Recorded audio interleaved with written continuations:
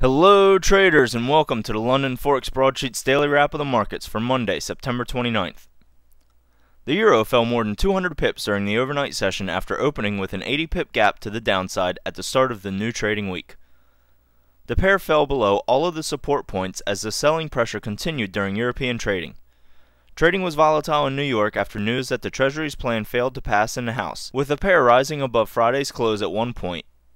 In economic news, consumer confidence in the euro area remained at -19, which was in line with market expectations.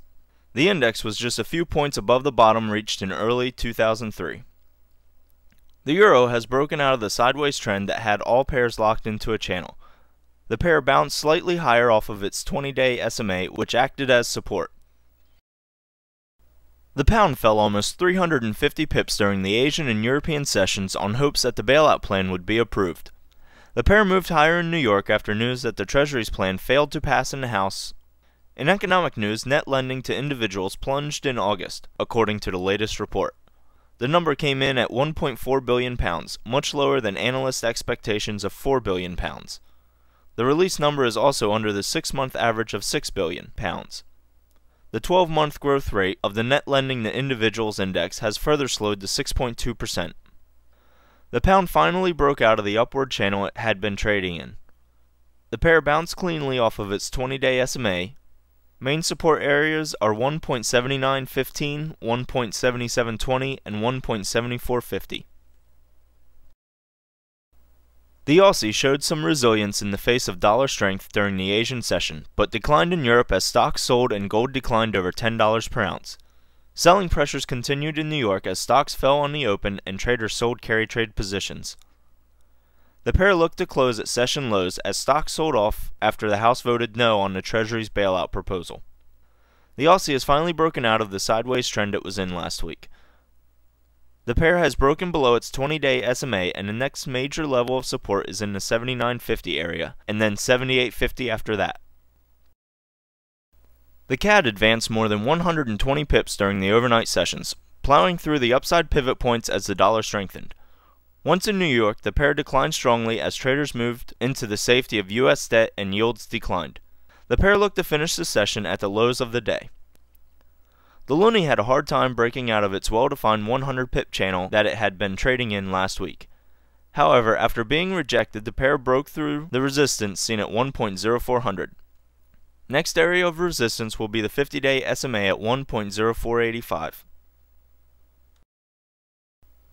The Swissy advanced 60 pips during the Asian trade session, but once the European trade desks opened, the pair quickly retraced the earlier moves.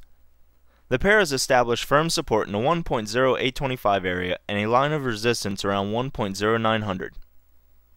The Swissy is another pair that is getting tangled in its daily moving averages. The pair found resistance at its 20-day at 1.1090 and slight support at its 50-day at 1.0870.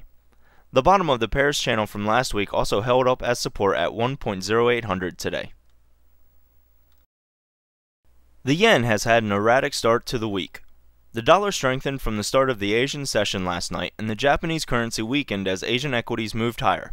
However, Asian equity markets turned negative in the afternoon session, and that carried over to the European markets, strengthening the Japanese yen and erasing most of the early gains in the pair.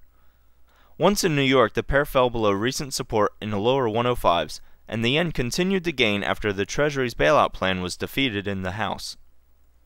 The yen finally wound itself into a tizzy and broke solidly to the downside. The pair is currently resting on support seen 2 weeks ago at 104.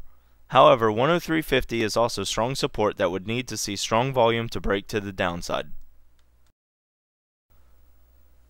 On the upcoming economic calendar, there are 4 top-tier releases scheduled for tomorrow. At 0430 from the UK, we have the current account. At 0830 from Canada, we have the GDP. 10 a.m. from the US is the CB Consumer Confidence, and at 1950 from Japan we have the Tankan Manufacturing Index. In Asian equities, the Nikkei fell 149 points or 1.26% to close at 11,743.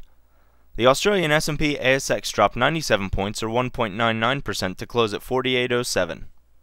In European stocks, the German DAX fell 256 points or 4.23% to close at 5807, while the UK FTSE declined 269 points, or 5.3%, to close at 48.18.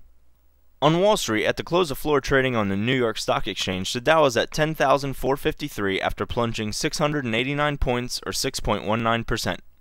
The S&P closed at 1117, down 95 points, or 7.88%, while the Nasdaq finished trading at 1983 with a loss of 199 points, or 9.14%. Crude oil for November delivery fell $11, or 10.5%, to close at $96.26 a barrel. Gold for immediate delivery rose $36, or 4%, to close at $919 an ounce. In Treasuries, the yield on the 10-year note rose 3.4 basis points to 3.852%. The 2-year note's yield gained 17.5 basis points to 2.161%. Overall, the dollar gained broadly against the high yielders as equity sold, but weakened in the moments after the Treasury's bailout plan was defeated in the House. At the same time, the dollar lost value against the low-yielding yen and Swiss franc. Word now is that lawmakers will continue to work on a compromise measure, but stocks continued their decline and the S&P looked to close at session lows. This concludes the London Forex Broadsheet's daily wrap of the markets. We appreciate you making us part of your trading day. All contents of the LFB are for informational purposes only and should not be used as a replacement for research by an individual investor, trader, or licensed investment professional. Neither the LFB nor any of its affiliates shall be liable for any errors, omissions, or for any actions taken in response to the information contained herein. We hereby make no representations or warranties regarding the accuracy of any information contained in this broadcast or on our site. Forex market trading involves special risks and may not be suitable for everyone. Each investor or trader should assess their financial situation and risk tolerance before proceeding. Copyright 2007, LFB Services, LLC. All rights reserved.